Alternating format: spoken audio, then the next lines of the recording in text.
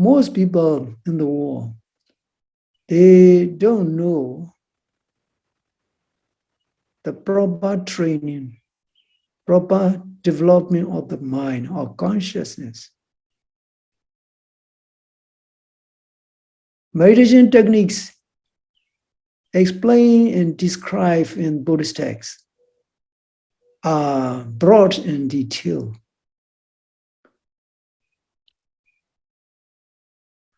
Most meditations can benefit the meditator, but not everyone is the same. Everybody has different characteristics and different tendencies. Based on their personal characteristic and tendency, meditations can be applied. Buddha, in his time, has the wonderful, unique capacity to clearly penetrate into the inner hidden tendency of an individual. This kind of capacity is called asya-anusya jnana, the ability to know an individual's deeply grounded, inherent tendencies and preference. This ability to see others' mind in its deeper level is almost impossible for ordinary people, ordinary person, among billions and billions of people. Only Buddha possesses this capacity. Because he possesses this capacity, he can give the proper meditation according to the individual characteristic of a person. So Buddha is very successful meditation teacher in his time, incomparable and matchless, and guiding and leading people and living beings all the way to attain supreme bliss of Nibbana. He saved countless living beings from the endless cycle of suffering. Mental development is not to be done by auto-suggestion or by any kind of acquired knowledge which is based on non-factual, unreal things. For example, we human beings always wish ourselves to be solid, substantial, and eternal. We always want something permanent, something beautiful, something pleasant. Most people in the world, they always pursue happiness based on their own notion, such as wonderful and pleasant material things are the source of happiness. They're trying to acquire those material things, trying to focus on material pleasure. Mental pleasure and mental joy, mental peace is more enduring and lasting. Any pleasure, any joy, which one can get out of material thing, is called the upakilesa sukha in Buddhist text. And here I would like to mention two categories of joy and happiness. One is unadulterated pure happiness, which is called upakilesa sukha in Pali. The second category of joy and happiness is called anupakilesa sukha. In order to understand the nature of happiness, I would like to explain these Pali terms so that you can simply understand and remember it. The first one in Pali is called upakilesa sukha. It is a compound noun, a combination of three words, upa plus kilesa plus sukha. Upa means related, associated closely. Kilesa, stressful things, pollutants. Sukha, happiness. Happiness that is associated with stress and pollution. So even though one may be happy and joyous for a certain period of time, for example, when people go to the club, dancing and singing and drinking all night, you can see nowadays that joy is not lasting. So in order to prolong, in order to get an abundant sense of the joy, some people even use drugs such as Fantani and various kind of drugs available on tourist time.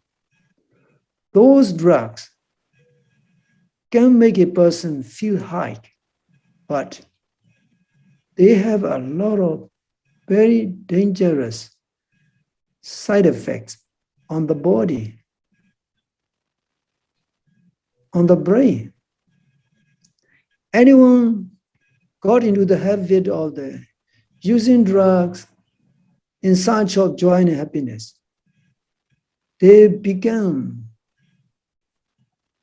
very miserable people. They got addicted to drugs. They keep using it because the euphoria and joy generated by the drug is not lasting. It is a very sad cycle of suffering. Once you understand such kind of conditions associated with the upakilesa sukha, you will understand this. So upakilesa sukha, adulterated, polluted happiness, which is not lasting and just fleeting passions and fleeting excitement. They don't last longer. They need to acquire and search after it again and again through material means, by buying drug, by going to club, or by getting any material source of happiness. On the other hand, the second category of sukha, nirupakilesa sukha, unadulterated, pure and plain happiness, is much more wonderful and lasting. It has no unnecessary side effect. It has no maintaining cost. You don't need to buy it. You don't need to maintain it in order to get that happiness. You have to have keen interest and committed to spiritual training and spiritual development. So upakilesa sukha, let me explain what they are. Upakilesa sukha means all form of happiness based on material things which are generated by satisfying one's physical senses, physical desires through material things and physical things. Nirubhagilisa Sukha means spiritual bliss, which can be developed through proper and systematic mind training, known as mindfulness, meditation.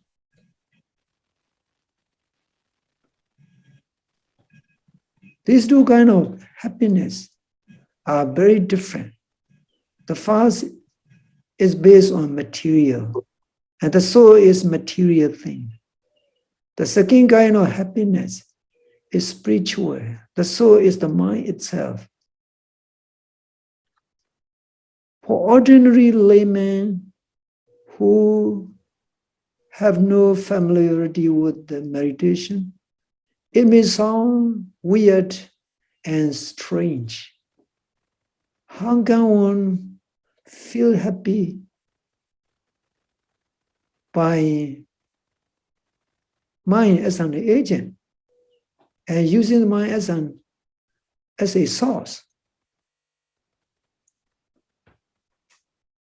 But real peace and real joy, Buddha says, come from inside, not from outside. From inside, you can get lost in peace. Buddha said in one of the discourse that an individual is a small world, a small planet. An individual human being or any living being feels suffering and joy in his inner being, composed of the five aggregates. The external things, including our families and friends and those loved ones and all external things, are external world. The real peace and joy is to be such and to be experienced in oneself, in one's own mind, in one's own individual being. These words are said by the Buddha. In this statement, Buddha clearly defined two kinds of world, internal world and external world. Internal world is our own world. An individual human being, where his own consciousness go through the process of peace and commotion, pain and pleasure, happiness and unhappiness. That's why I want to develop the method to attain the lasting peace. In order to gain the lasting peace, one need to base on one's own mental training. Mental training is very delicate and very tricky. You need to understand the nature of mind if you are training the mind. The nature of mind, Buddha said, is very fast. It always functions very fast. How fast the consciousness arises and passes is even very difficult to measure. To measure the scientific instrument. There's no instrument to measure the speed of mind. And the physical science, the speediest and the quickest and the fastest things are the speed of light, the speed of sound. Those are physical things. The light is also a physical phenomenon, and the sound is also a physical phenomenon. The mind is much more faster than those things. In one of the discourse, Buddha even said, quote, Lopri Buddha midam bekwe chita, yawanjira na sukra upama pikado.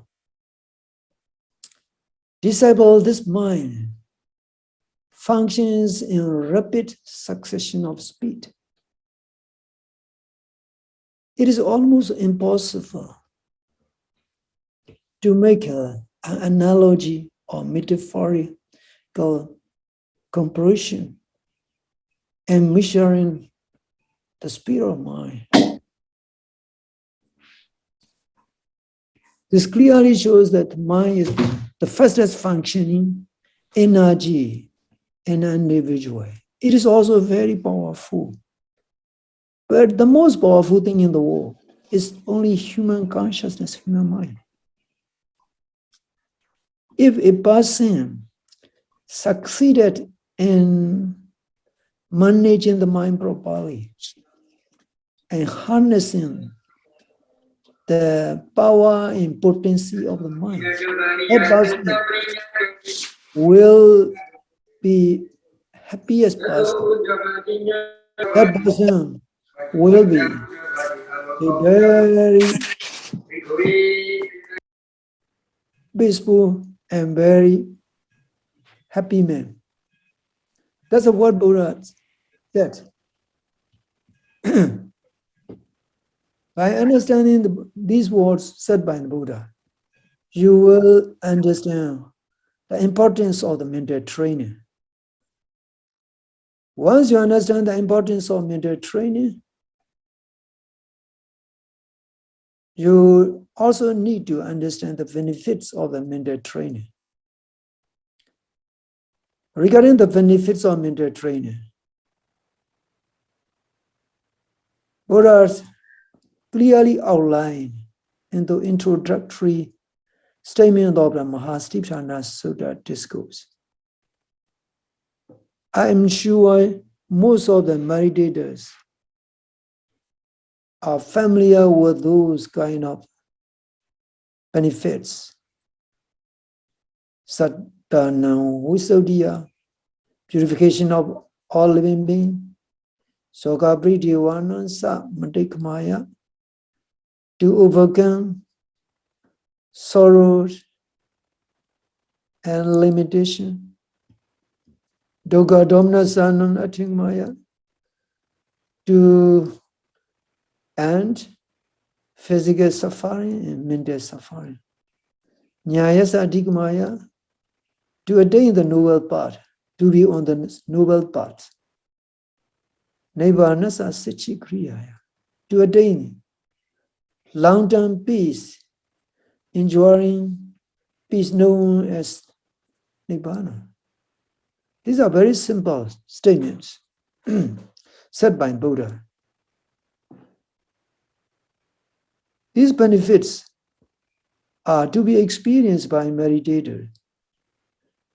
During the course of meditation, a person is taught and instructed to observe a specific object of meditation,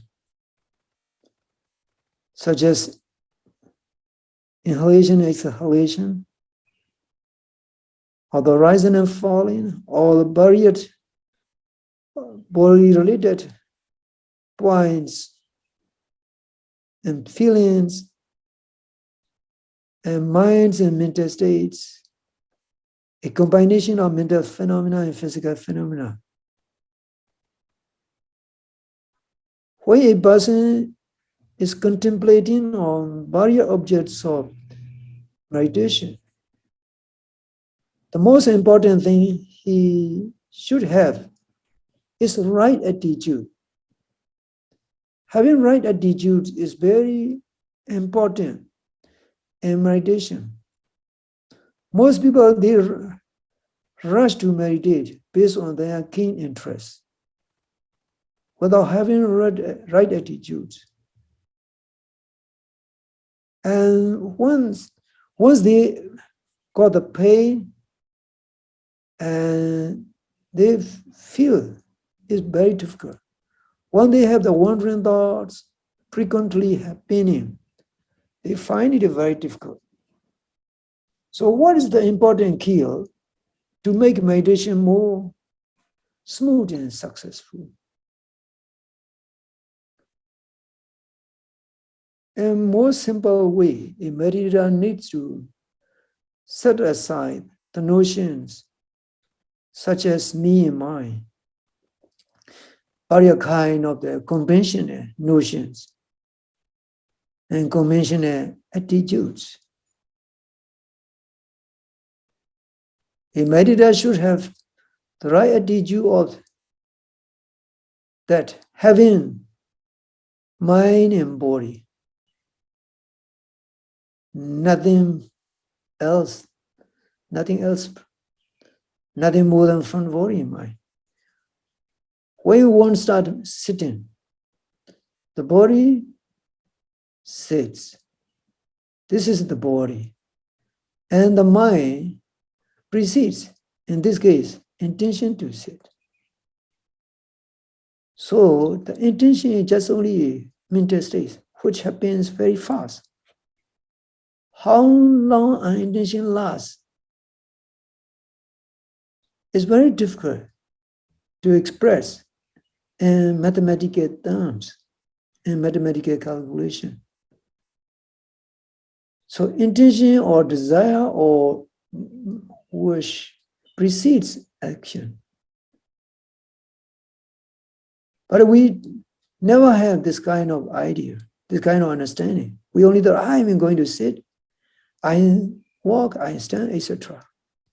There's always I. They try to put I am, me into every action they used to do in daily life.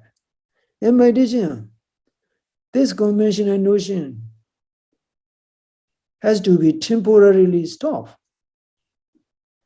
During meditation, forget about who you are and what you are doing. You forget about your names and your profound notions of conventional thinking.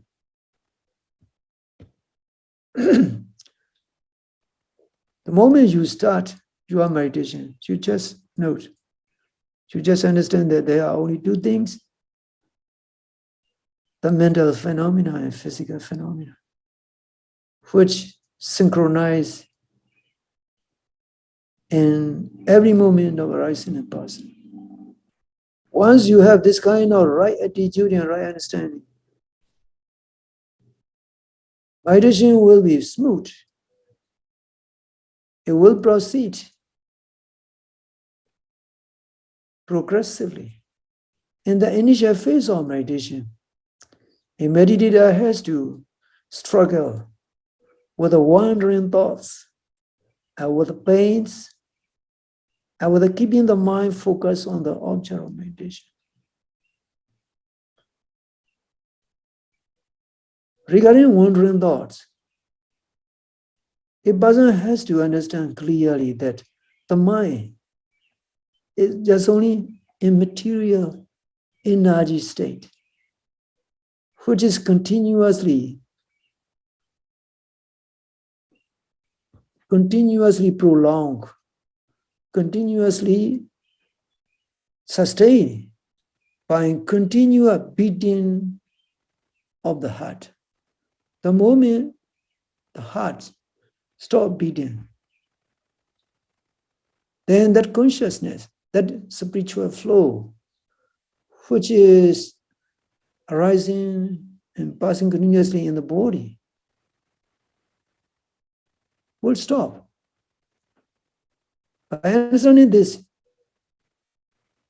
you will have a very humble feeling that our existence and our consciousness is just only a precarious state. Our body is also the same thing. Both consciousness and body are sustained by the unseen energy, unseen force known as karma energy, karmic force. Even though there are other conditioning factors, such as the food, the atmospheric conditions, the consciousness, and also genetic heritage. When a meditator have this clear understanding that the individual is only composed of the mind and body, such as Robert and John, it's just only term and a conventional reference used for purpose of referencing when communicating with each other. We don't need to hold on to it during the meditation. During meditation, the mind should be transformed into meditative consciousness, which doesn't belong to anyone. In the same way, all the frequent wandering thoughts, the pains and various kind of sensations are just only phenomena. When a meditator can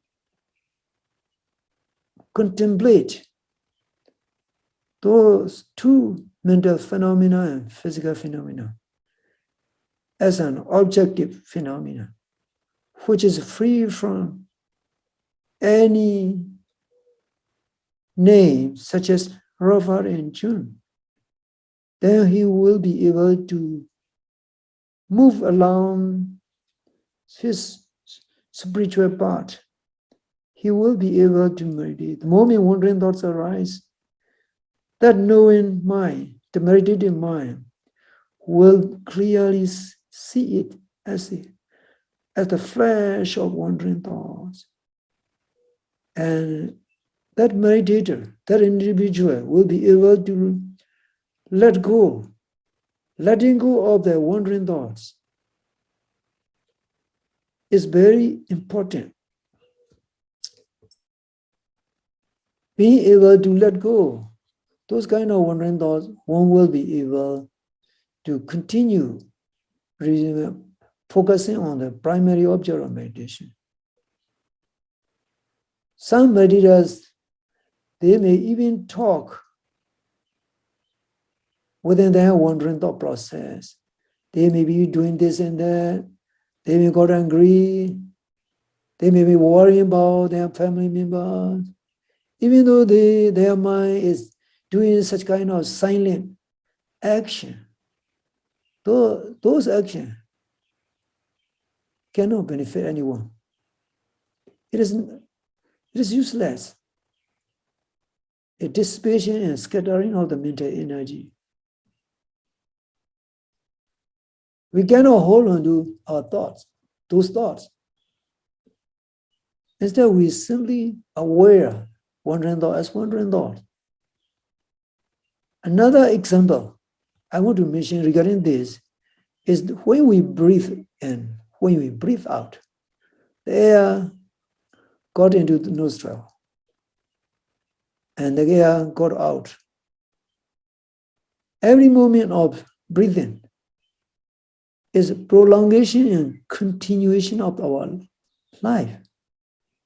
Because breathing is supplying of the necessary oxygen so that our bodily organs, the bloods and all the biologic function can perform perfectly and healthily. So every moment of breathing, every breath you take, it's just only continuation of our physical life. We don't have attachment to this very special life-providing air. We simply let it in, we simply let it out. We don't have any kind of attitude, oh, this is very wonderful air. I'm grateful for providing me with the necessary oxygen and prolonging life. You don't have such kind of intentional thoughts, intentional attachment. You simply let it in, you simply let it out. You are not bothered with each incoming air and outgoing air. In the same way, when the mind wandering off, you simply aware it as wandering, and you simply let go. Later on, you will learn how to manage it. In the beginning, it may be difficult. And also in contemplating on the pain, you have to have the right attitude. Pains are part of body, part of our existence. We cannot do away with the pain. No one can do away with the pain, except for a temporary period of. As long as there's the body, there will be pain. There will be sensation, pleasant sensation, unpleasant sensation. Even the Buddha and enlightened saints, they have to live through physical suffering.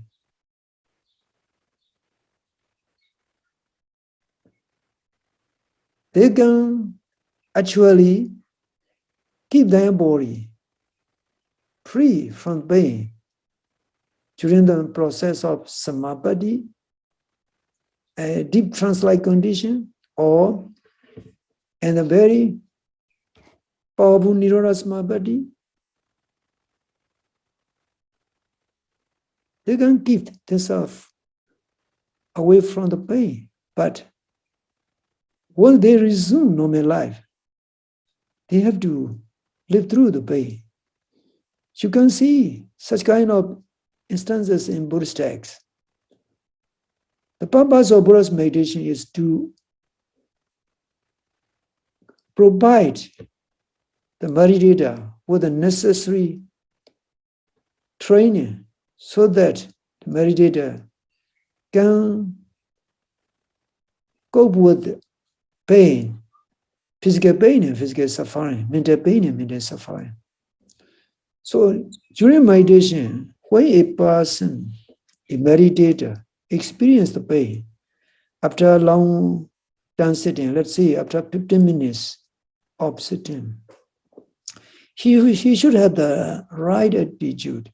A meditator should have the right attitude. Pain is nobody's pain.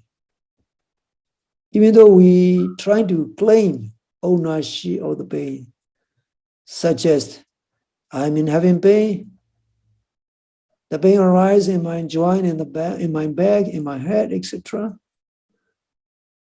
We claim ownership of the pain. Actually, the pain doesn't belong to anyone in terms of physical ownership. It's just only a phenomenon. A meditator must contemplate on this objective phenomena objectively, without being stuck. This is me. This is my pain, etc. And also the knowing mind, the contemplative mind,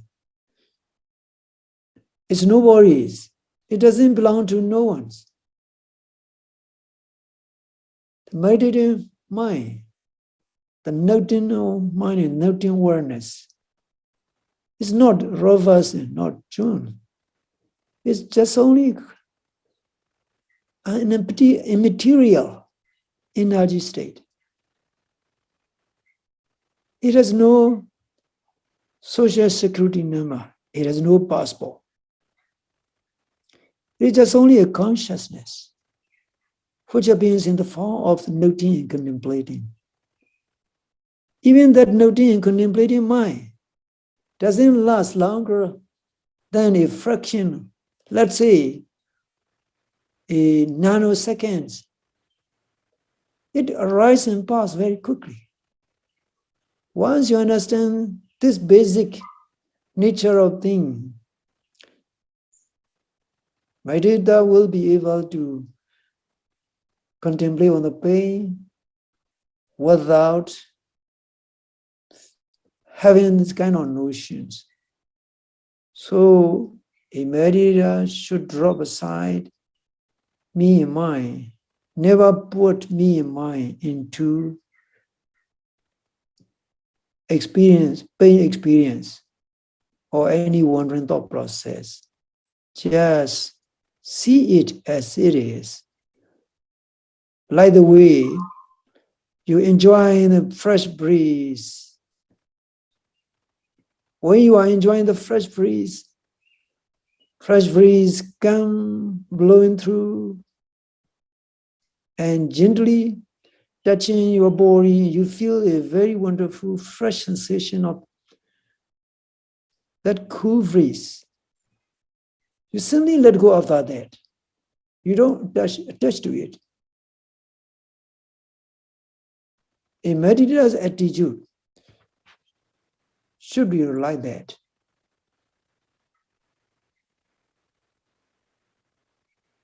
In the initial phase of the practice, pain and wandering thoughts are two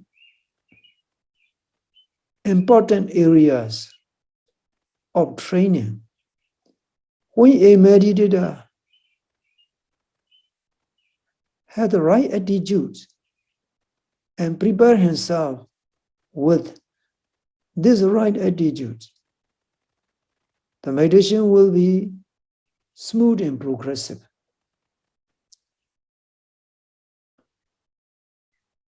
There are also other factors which a meditator needs to pay attention to. It is walking meditation. Walking meditation is like the backbone of the meditation. Without mindfulness, without walking, mindfulness meditation will not be complete. You have to learn. A meditator has to learn to practice systematic, methodical walking steps. This is very important. Buddha emphasized the importance of walking meditation. Because in walking meditation, a meditator's mind and the body are to be synchronized. It need to be active in walking meditation. This way, mental effort and physical efforts are dominant in this practice. In sitting meditation, mental effort only is dominant. And walking meditation, a meditator has to walk according to prescribed instruction. A meditator has to contemplate on the movement of each feet by synchronizing his mindfulness with the movement of each feet. This way, the effort is more vigorous and more sustained. That's why it's much easier for meditators to develop concentration. Meditation is one of the simple and easiest method to develop concentration, to make mindfulness more stronger and more sustained. If a person's mindfulness and concentration get stronger and stronger through walking meditation, sitting meditation will be very smooth. Some meditators, even they found that they can sit for 2 hours, 3 hours continuously without feeling physical discomfort. This clearly shows how walking meditation can help you, a meditator, in many ways. So it is necessary for meditators to do walking meditations seriously and intensively, mindfully.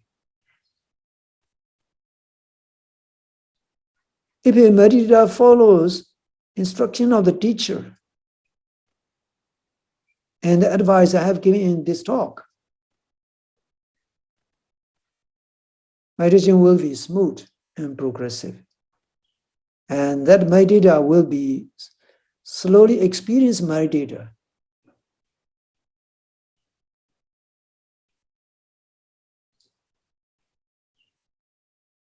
Meditation, Buddha said, is development of the mind. It's not subjecting the mind to various kind of pressure. In order to develop the mind and not to feel pressure during meditation, one need to have relaxed attitude. This relaxed attitude can help a meditator to progress in the practice. Regarding this relaxed attitude, a meditator needs to have the right attitude and clear understanding that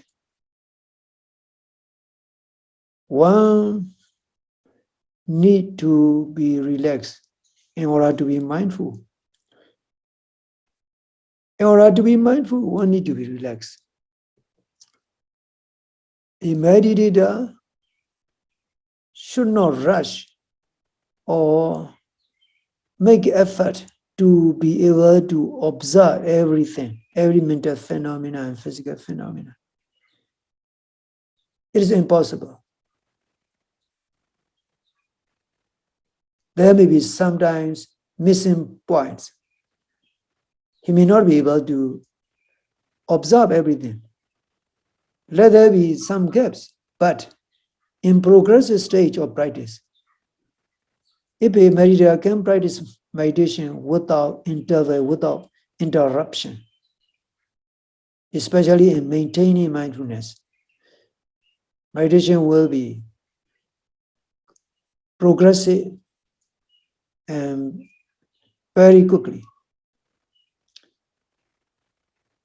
That's why teachers instruct meditators to behave slowly, to do all the necessary things slowly and mindfully. The purpose of this instruction and slowing down is to make the meditator's contemplation, the noting, more continuous, and all the action and every detailed phase of an action will be noted by the meditator. Thus, mindfulness will grow continuously. It will increase much further. Meditator can try to slow down during retreat, but sometimes it may be impossible to slow down at all times. It doesn't matter, a meditator cannot observe everything. A meditator only need to observe whatever is dominant and whatever is noticeable. When a person can meditate with uninterrupted observation, uninterrupted mindfulness, the mindfulness known as Sati Sambhojana will increase powerfully and leading to more progress. In today's talk, I trying to explain some basic aspect of the practice and basic purpose of meditation. It may be higher. A person can achieve more higher benefit, more higher positive impacts in one's mind and also in the way one lives life, in the way one views toward life and toward everything around. Because having a positive, powerful, well-trained mind is the key to make life livable. If a person has a strong, stable mind, which can live through every ups and downs of life, he will be, and that person will be a wonderful person. He can live life wonderfully and to the fullest.